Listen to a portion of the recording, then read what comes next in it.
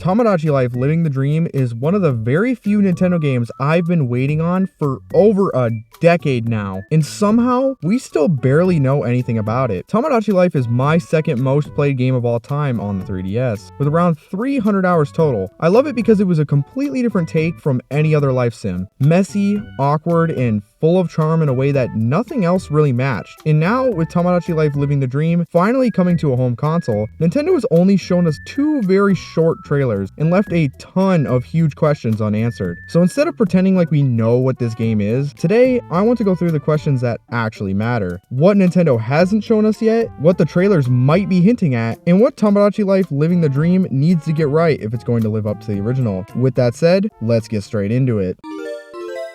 The first obvious question everyone and their grandma has about this game is whether the Miitopia Mii Maker is returning. Miitopia's extensive makeup features sparked a genuine renaissance within the Mii making community. What was once a very difficult task of creating Miis of cartoon characters and celebrities became increasingly easy with the amount of makeup and detail you could add to the Miis. I will say I'm not the most creative person in terms of Mii making, but the number of people who became incredibly good at this editor to the point where cartoon characters actually look like their source material shows the dedication people have to adding their favorite characters into a game that's not even a life simulator. It's a choose your own adventure RPG. Obviously, we have not seen any official confirmation on this yet, and that's why it's a tiny bit concerning, but I do have some evidence to back up why it's probably in the game. When comparing the stock Mii Maker within the Switch 2 settings to the short clips of the Mii Maker in Tomodachi Life Living the Dream, you can clearly see there are some differences. First off, at the bottom left corner, you can see some sort of makeup icon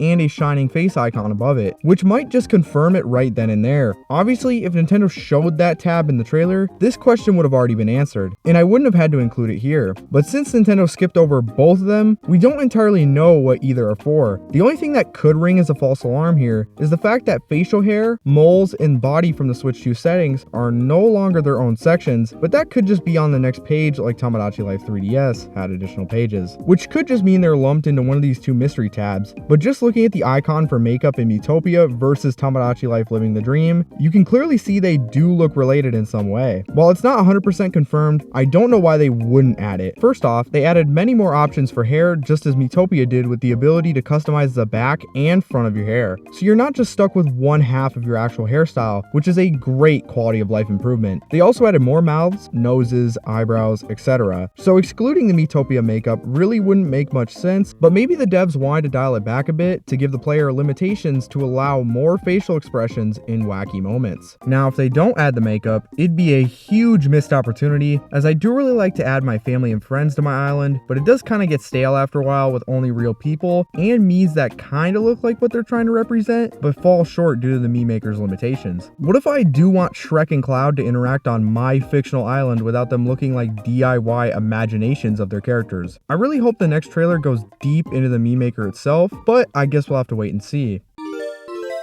Another question constantly on my mind is how customizable the island is in general. Obviously, I'm not expecting New Horizons level of customization, but with Miis now interacting outside as their main way of meeting and hanging out, it does get you curious about how much you can customize in general. Let's start with the island itself. Obviously, I think you can move the houses around just like you can with the apartments in the 3DS Tomodachi Life, especially considering there are literal handles on top of every house in the trailer, which is like, why would you add handles to a house unless it was a visual design choice to move buildings around? So I do believe houses will be movable and probably customizable by color and maybe upgradable, but that might be getting my hopes up a little too high. At the very least, I'm sure you can move them around on dedicated Mii plots. As for the stores, I'm a little less certain on that front, as it seems like they stay in the exact same spot and don't even swap places with each other between trailers. Now, the stores are still placed in a nice central location, so we'll have to wait and see, but even the cafe hasn't moved from the bottom left corner, so I don't think you'll be able to move every building around or easily make your own road paths, which is disappointing, but like I said, I'm not expecting New Horizons level of customization. Next, let's talk about hangout spots and yards themselves. In the trailer, we do see variation between Mii's yards. We already know there's a higher limit on the number of Mii's that can hang out at once in general, with at least 5+ shown in the trailer. So,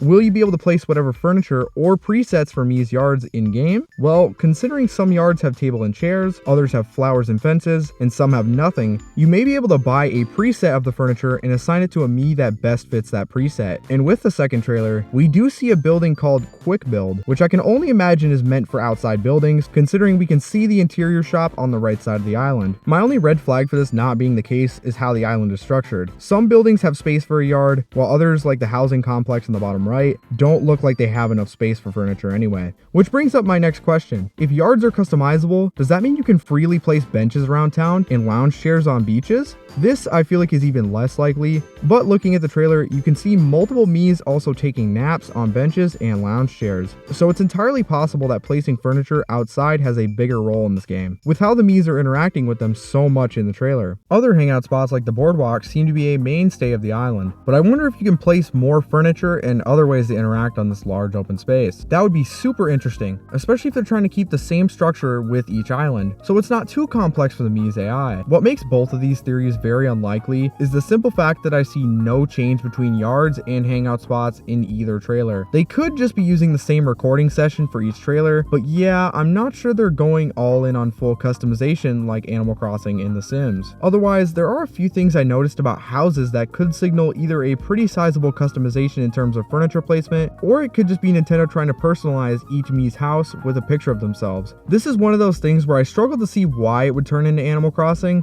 and give full room customization, but it's a good idea regardless, and if the picture frames and other personalized furniture are the only way to give each Mii a unique interior, then it's a decent improvement overall.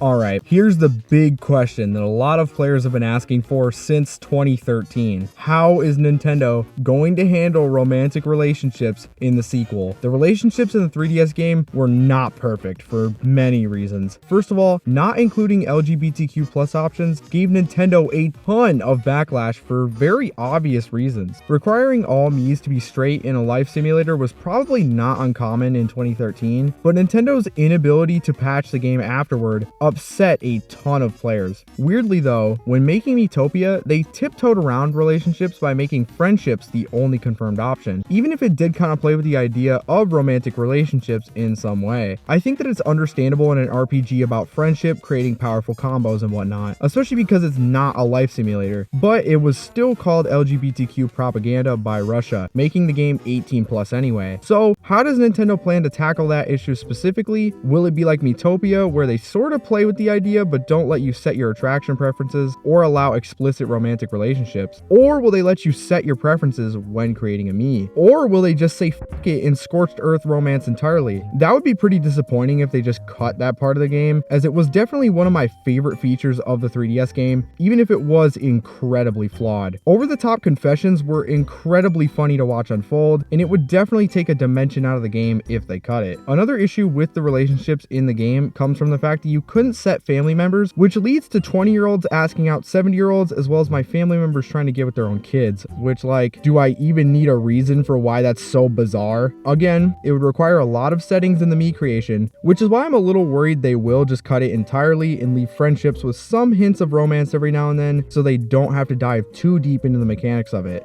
But if they did that, I'm sure the backlash would be just as bad, depending on what route they take, unless they decide to give the players as much choice as possible. Either way, Tomodachi Life is not Miitopia, and we shouldn't treat them as such. But to say it isn't a bit concerning, especially with the number of settings in the Mii Maker we don't have access to yet, I really don't have a good theory on how they'll handle it yet. Finally, these are the miscellaneous questions I couldn't really put in any category because they're just features I didn't see in either trailer. First of all, we can see that Miis have lots of items they're interacting with while walking around town. You could give each Mii up to 8 favorite items that they could use in their apartment for fun. It was displayed on the same menu as their food and relationships on the top screen. However, in this game, the menu has been cut down to only show their food preferences from what we've seen in the trailer. I am curious to see if they just moved everything to a different menu, or if the Miis now have all their items in their inventory and just interact with whatever is happening in the community at that moment. But considering relationships seem to have their own menu now, I would assume you can still give Mii's items by leveling them up. Hopefully they add a bunch of new items and even a Switch 2 they can play, like when Tomodachi Life had a 3DS and Wii U item, like them playing Nintendo Land and Super Mario 3D Land. Next, the concert hall. Most of the people I let play Tomodachi Life as a kid usually came up with the most foul lyrics to a song imaginable, and it was obviously really funny for them to go hard on something involving really inappropriate language, but considering I haven't seen it in the trailer, this is one of those things I'm almost certain it's removed, and that is a shame. The concert hall was actually pretty ahead of its time,